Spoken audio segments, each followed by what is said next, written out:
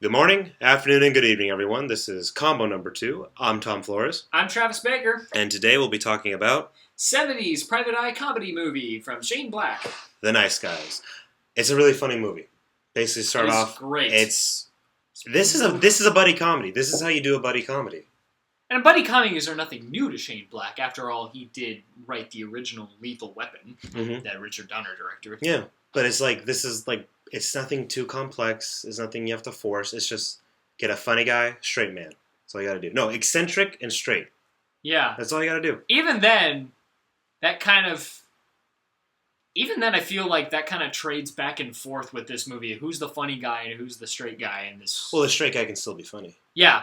But it's just you got to get an eccentric one. That's what. Or if anything, a more flamboyant. No, not flamboyant. I'd say get a reserved guy and one who's not reserved.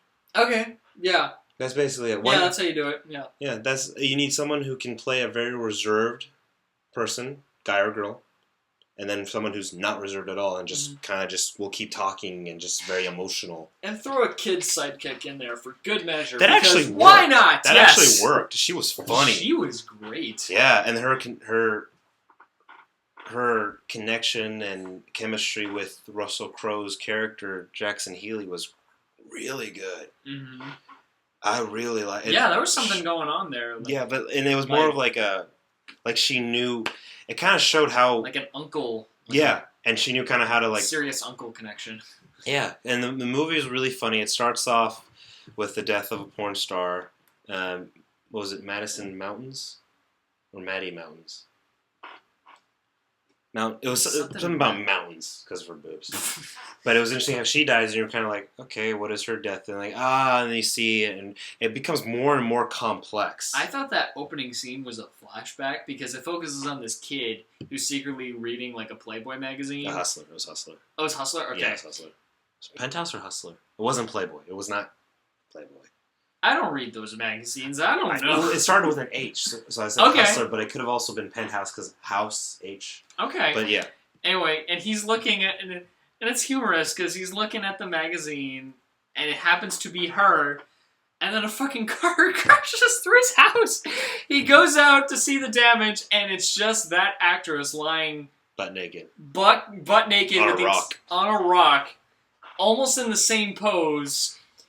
Except she's dying. Mm-hmm. She's Misty Mountains. That was Misty Mountains. There we go. And therefore that boy, it's like, oh, it's not really sexy anymore. Yeah, and he covers her up. That was sweet. He covered her up when she died, and I thought it was a flashback to like one of the main characters. Yeah. I thought it was that's Ryan Gosling's character, but I guess. No, but that was kind of stupid of me because this is a 70s movie and the date already said 1977 when it opened up. So, but I can still see how you can think it as a flashback because it starts up with a little boy and our main characters are two males. Yeah. Yeah, but no, it just shows like how it all starts, and it's just you think it's just a typical death of a porn star just going off the road, but then it gets more complex, more just conspiracy and all. It's interesting how it all leads up to basically a conspiracy in the automotive industry.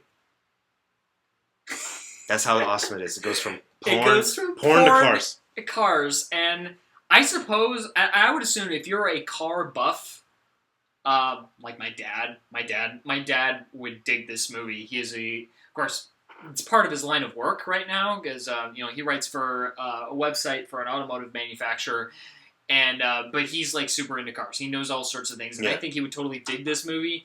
Even the fact that there's a fucking shootout in the 1978 LA Auto Show, and I've been to the LA Auto Show many times. Obviously not during that time period because that would imply I'm 40-something years old, but.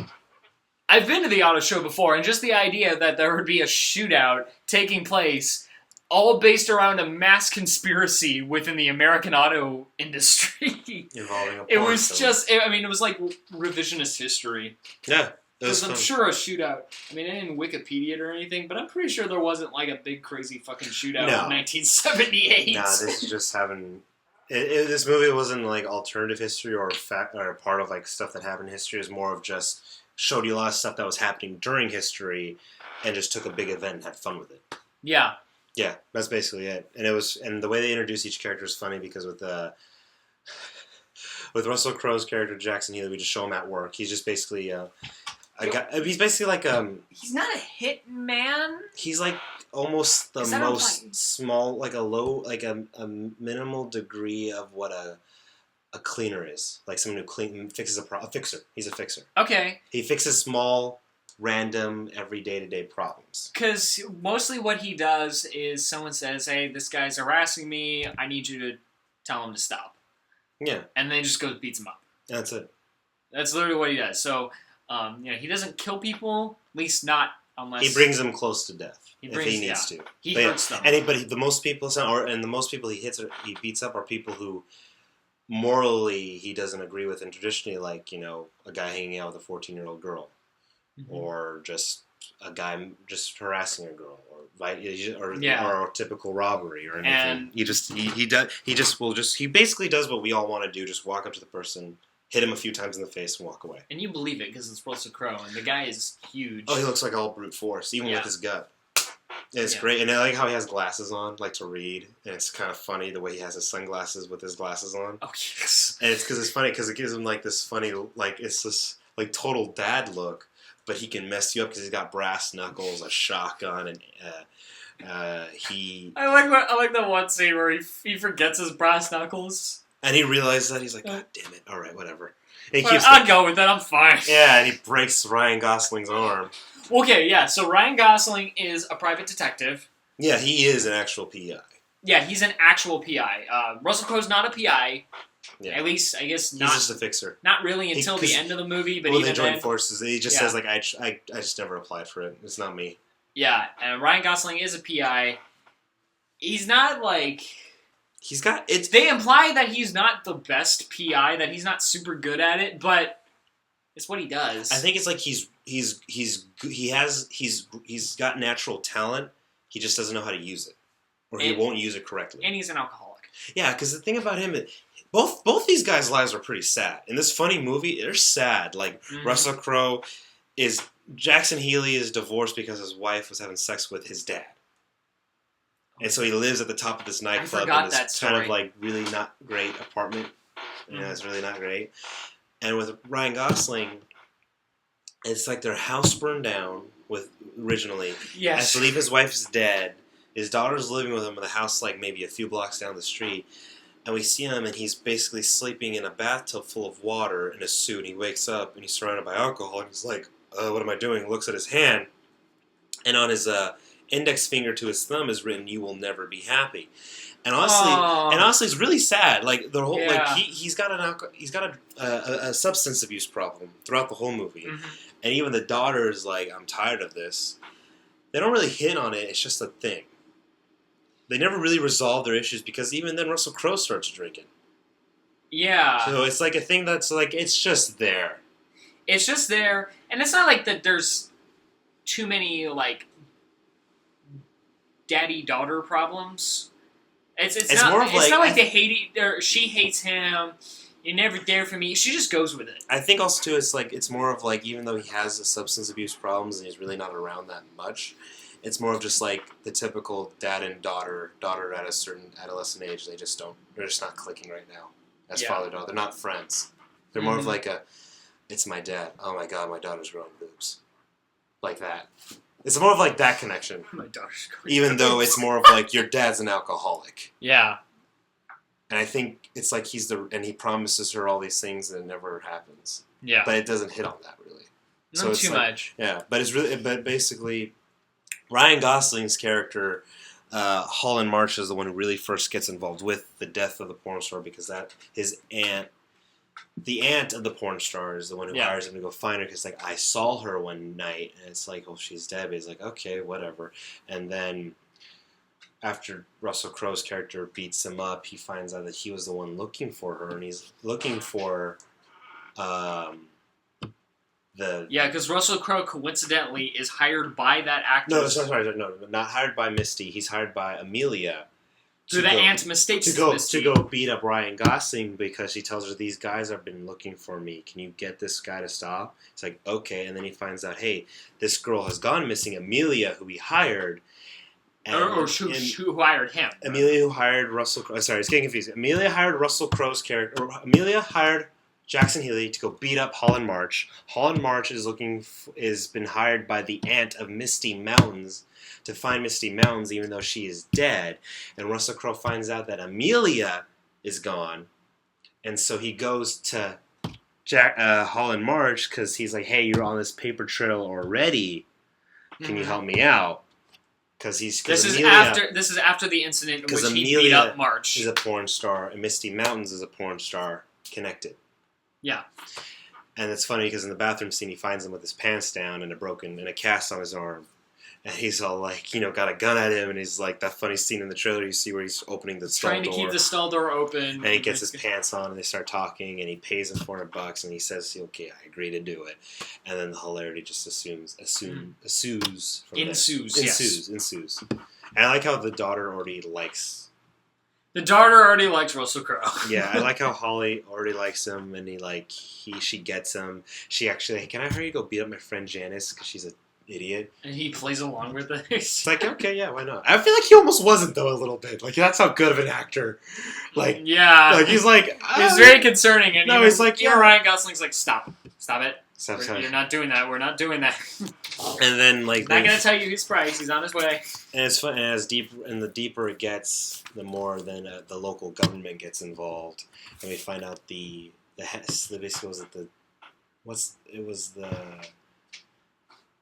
basically is it a judge? I kind of forgot. She was a prosecutor. That Amelia's her daughter, and like the district attorney. That's I think what it was. Yeah, it basically gets deeper and deeper the farther they keep asking questions. 2 hit guys are after them from the get-go. That first get involved, Russell Crowe, and at a porn party. That's where it really goes down because they find clues that lead to the guy who's producing all these pornographic films. So they go to his house that a party's having, and when they split up, it's funny, Russell Crowe actually does actual PI work while Ryan Gosling gets drunk and just talks to random people. And then by screwing up, and like he falls off a balcony and then finds a dead body. And finds the director, the producer and director. And he starts, and I like how it's funny, he's like, he can't scream, he's just like, Jackson, and that's the dead guy, and they're like, "Oh, I gotta throw up, I can't do this right now." He's very emotional. Yes! As Ryan Gosling's character is so emotional than the reserved Jackson Healy, and that's so funny. And then that's where they run into those hit guys again. And Russell Crowe kills Keith David plays one of them. He kills him. No, he beats him up. He beats him up because he appears in the third act. Yeah, so he beats him up. Shootout. And then the other guy who's he's Jewish. I feel like they're making that character Jewish, but he's like insane, crazy Jew. Yeah, he's really goofy and weird, and it's actually kind of like the flip. Yeah. Of they're basically them but bad guys. So yeah, it's basically what's his name? Keith David plays So Keith David is like the Russell Crowe equivalent, and then the other guy who's just really crazy. He's like, crazy. He's a more amped up version of definitely Ryan does Gosling. drugs. Definitely is a sociopath and does drugs. No, maybe a psychopath. Maybe he's more of a psychopath. Yeah. And then, but that character dies after chasing Holly with Amelia, because that's how entangled this whole party gets and how entangled everyone is. He gets run over by a van, and then Jackson Healy just strangles him to death. We never, that van never comes up again. It does. With the exception of that one scene it's I the same, pointed out to you. I looked it up. It is the same van. Like, they even say, yeah, it's the same van. It's just the same van. Do they say it in the movie? No, it's just for us. It's honestly, just for us. A lot of the stuff is for the audience to see and absorb because there's so much. First of all, there's so much stuff that resembles the 70s, like Tower Records, Tim Allen at the Comedy Store. We keep seeing Tim Allen at the Comedy Store. I think we saw that 3 times in this movie. Yoho's, that milk. Equivalent of the equivalent of that Nestle chocolate milk, like the Nesquik and Nesquik. And so with the van, it's just for it to be it's just honestly for us to be like, oh hey, there's the van that ran over the psychopathic Jew guy. He's Jewish. They're making him Jewish. It's totally obvious he's Jewish. Okay, but yeah, that's basically what it is. It's basically what it is, and it's funny. And what gets even more funny is that when they meet up again, like Ryan Gosling and Keith David get thrown off a building. Ryan Gosling finds in the pool. Keith David lands on the cement. You see him just splatter into goo. Yeah, which is what they showed in the trailer. And after Russell Crowe tells Ryan Gosling of a story involving Nixon in the pool, he sees Nixon in the pool. He freaks out and he gets out. No, I'm not going into the light. And and Russell Crowe's like, "Wait, how did you get down here?" "I jumped from the top." "Yeah, I think I just can't die." And from the rest of the chase scene, he can't. From the chase scene, he just can't. He just doesn't die. He takes all these beatings, keeps falling off stuff. He won't die. And it's hilarious. It's like, it's just it's wacky, random hilariousness that doesn't come off as silly. Yeah. Like, honestly, all this stuff should be silly because it's so wacky. Mm-hmm. But it's executed to such a T that it's not silly at all. It's like, it makes sense and it's great. Like the smoking Mexican bee in the background. Oh, when he's having his dream. Yeah, and I like that. He's like falling asleep because he's an alcoholic and he's kind of dozing off. And Russell Crowe's like, Russell Crowe's like, "Why don't you just put it on autopilot?" "What?" "Yeah, just put the car on autopilot and lean back." "Cars have autopilot?" "Yeah, they've always had it." He actually puts it on autopilot. He's like, "Oh, okay." And then the bee's in the background. And then he wakes up after crashing into those canisters of water on the freeway. And what's also interesting is the thing that basically technically Ryan Gosling's love interest, Talia, the prosecutor's second in command, he falls in love with her, but for no reason. It's like he's falling... Just cause? She's a pretty face? He just looks, he leans his chair back as she's having fun with Holly, and he's like, "Yeah, I'm in love."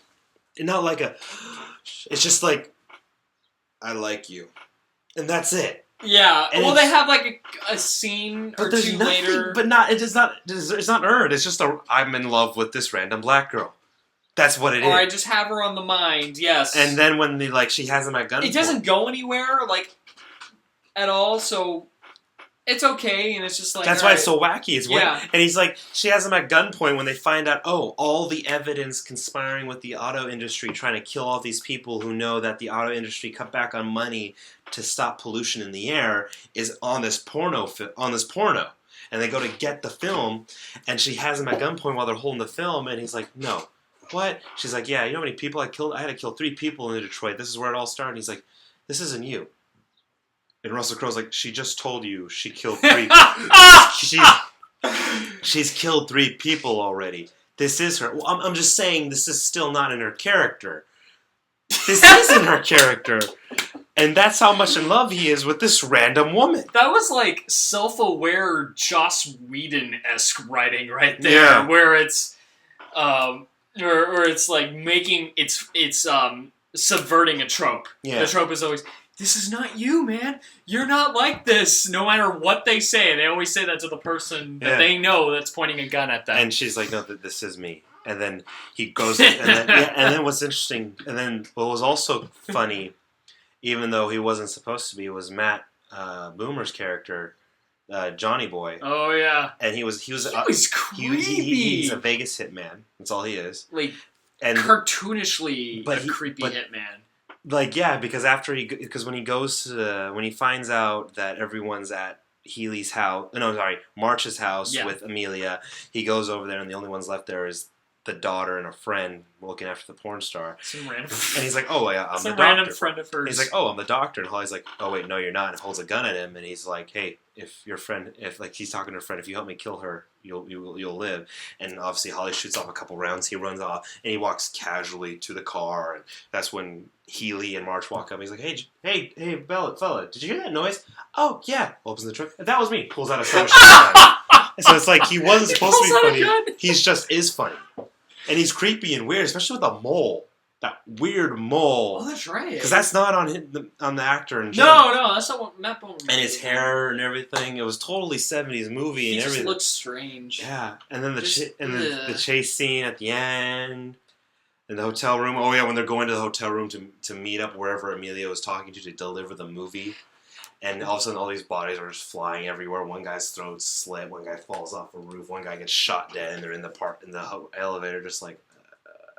Well, first they see that guy's dead, and then they hear like other shooting going on. They so go back in the elevator. They go back in the elevator, it goes down, and it's a glass elevator. So they see what's outside, and there's a guy that gets tossed off. And then Ryan Gosling's just twitching. I think that was a better version than what the trailer, because in the trailer they show him just going like, and this one it was better because it's just like twitching. Like I feel that was better. It was one of those you blink and you'll miss it moments. You have to look really close. And I'm glad they did that. Twitching. I'm glad they did that for the movie. That's good subtlety. Because in the trailer it's just him like coughing, throwing up.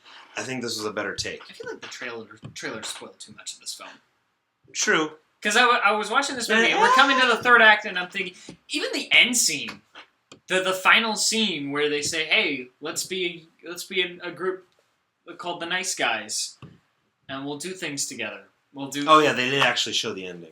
They show that in the trailer, which is why I kind of thought this feels like an origin story movie, except this is an original property.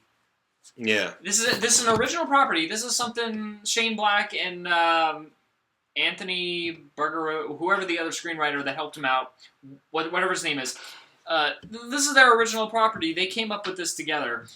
This is not an adaptation of anything we know. Or a prequel. Anything. Prequel origin. Yeah, this is just it is an origin. And what's interesting is like, I don't think we're gonna get a sequel. It's so good, but they did so much. Like a porn industry get involved in the automotive industry and this conspiracy over polluting the air, but cutting back so they don't have to waste money on depolluting the air. It's big stuff so that they're taking on. And I think like a sequel would be like, well, what do you do next though in LA in the 70s? I don't know. Maybe they take on the Iran-Contra.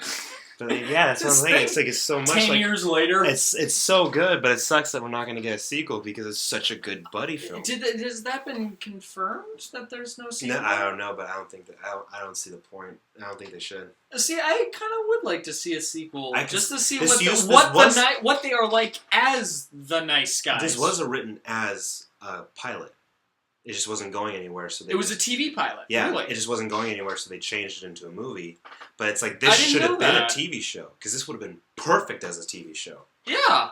Because then you can build up as like season 2 to 3 as this is the Porn conspiracy with the auto. Anything else is just little side jobs. Okay. Because that's how they work. It's just little random crap. This is. Yeah, I would like to see this as a TV show. I could see this as being a TV show. I mean, obviously, with the kind of stuff, I can't really see it working as like for network for broadcast. It'd be HBO. Yeah, HBO. Showtime. HBO Showtime. Mm-hmm. But it would work on those because it's funny. They can keep everything. They can do the shootouts still, and they could still have the big name actors involved. Yeah. Because a lot of big name actors are now in a lot of. They're going to television. Yeah. I could totally see Russell Crowe and Ryan Gosling being like, yeah, my movie career's over. I'm going to go. Yeah, and they could do random stuff like, someone like an actual movie director's stuff got stolen, and it's like, an actor just hates that director, and that, and you know, I mean, like they could do this. Could have been perfect. I'm surprised. They got what was it, Earth, Wind, Fire? That was such a good. It's not really them, but it's. Oh no, it's not because the way they were passing over the lead singer was like, we know he's dead, so we're just gonna quickly move the camera around. But yeah, they brought so many '70s references that also too. It's kind of like Mad Men. How a lot of people watch it just to be like relive the glory days kind of feel nostalgia. This movie, that's what it did. And it doesn't make you feel bad about the cultural values like Mad Men does. No, and then for the TV show, it would have been great because people would have been tuning in and been like, they could have done something where they could have had a Tim Allen lookalike and they could have been at the Comedy Store in one episode. Oh my god. One episode when they're in Tower Records. Oh my god. But like that's how really original and fun and great. Like this, it's like like Rush Hour and the first 2-3 Lethal Weapon movies because it kind of got bad. Like both of those are getting turned into Well, one of them got canceled, but one is still going. But yeah, but one of them's like a TV show. I forgot the name, but like Showtime. It's Showtime with Eddie Murphy and Robert De Niro. That buddy comedy film. Okay. Those four. That's how you do it. It's you get a straight guy. You get a reserved and a non-reserved. One who's more in tune with his emotion and one who's devoid of emotion. And yeah, obviously the one who's devoid of emotion is always older, but it always works. And it's funny. Yeah. But also, too, it shows this one, because like the first three, Lethal Weapon, It's Showtime, and Rush Hour, they don't have to be of different races.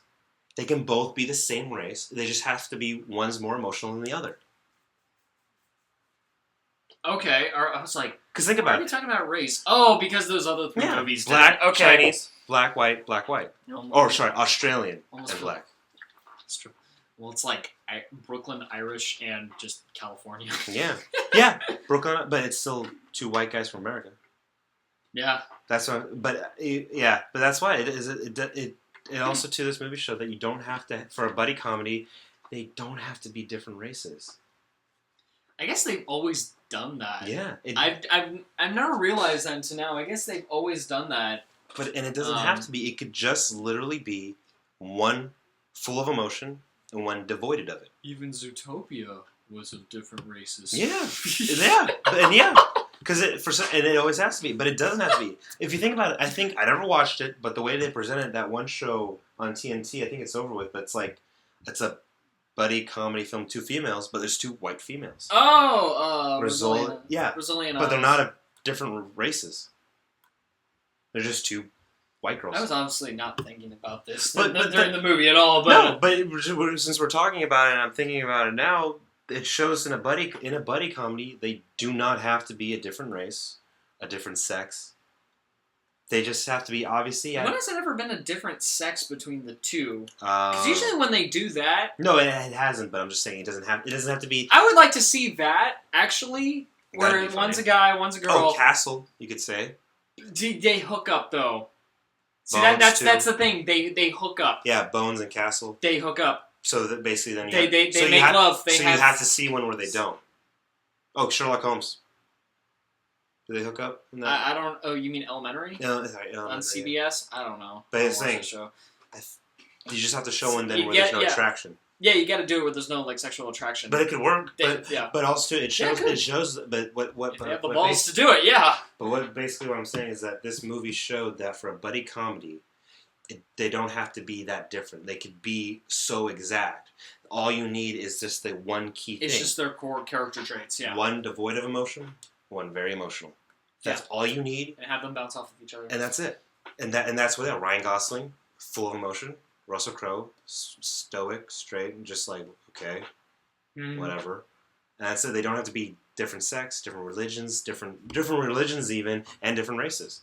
It's obviously one has to be older than the other. That's just kind of how it goes, And it also shows that you can have a kid in there and it works. and perfectly. play because she actually plays a significant role. Oh my and god! she's handled And very she well honestly, in this movie. she stops Russell Crowe from killing someone, which was wow. Yeah.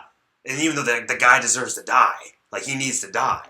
Mm-hmm. Oh my gosh! When she said like, "If you kill him, I will never talk to you again," I'm like, and he's like, It sounded so childish, but he took that He's like- seriously. he's like, That's what "Damn made. it. I like her. She's fun and cool.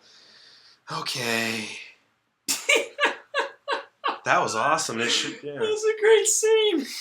But it also too shows that always the guy who's devoid of emotion is always a teddy bear at heart, though. He's a big teddy bear at heart. The gentle giant. Mhm. There always are. So that's why it worked. So yeah, this was so. Go see this as long as This it is in great. theaters. This Go is see really it. great. Go buy it. Take your parents to see it too, so they can appreciate also too the throwbacks to what happens in the '70s. Assuming your parents are that old. Yeah, I think they at least have to be teenagers. Yeah. Oh, there was one funny scene too about a kid who's like, oh, "If you give me 20 more bucks, I'll show you my dick." That was hilarious. That was funny. Because he was like, well, okay, this, he's like a porn. He just wanted to help out on a porn studio because he thinks his dick's so big, and he's like 14. And it's just funny. He's like, It's "If like, you give I'm me." not. What was it Ryan Gosling said? Like, I'm not going to pay you to show. Why am I talking? Yeah, about I know. this? Why am I even talking to you? It was great, and then they make fun of protesters, and it's like we're dead from the pollution.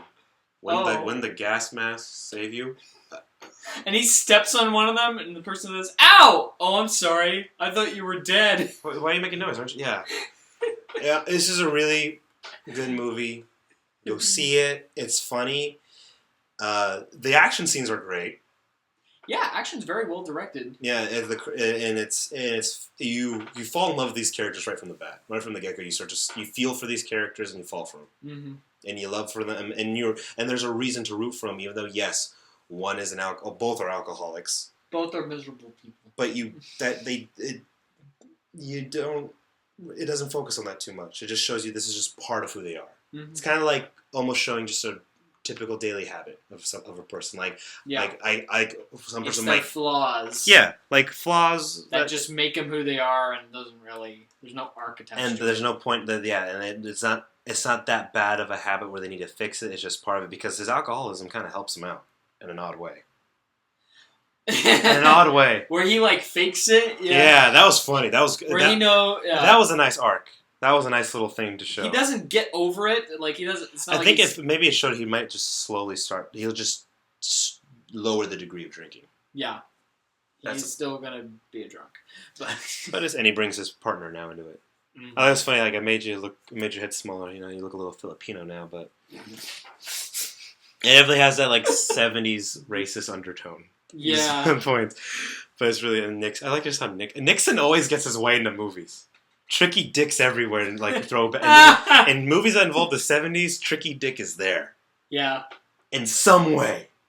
And I love it. I love that he's there all the time. I don't care if it's a mask like Point Break or an actual person who looks like him or makes prosthetics. Or a mask, like in this movie. Yeah, this movie had Point Break mask. Yeah, I love how they always bring him in. But that's about it. This movie's great. Mm-hmm. Classic. No, but just almost like it could just be in the category of like, hey, like how people say, remember Rush Hour? It's like this. This movie's gonna be like that. Okay. It's like that. It's like Rush Hour, Lethal Weapon, and it's Showtime. Remember that awesome? It's like that awesome, funny buddy comedy. Yeah. That's it. I want this to get a sequel. I know. I hope it works well. I'm afraid because that's how Okay. much I love this movie.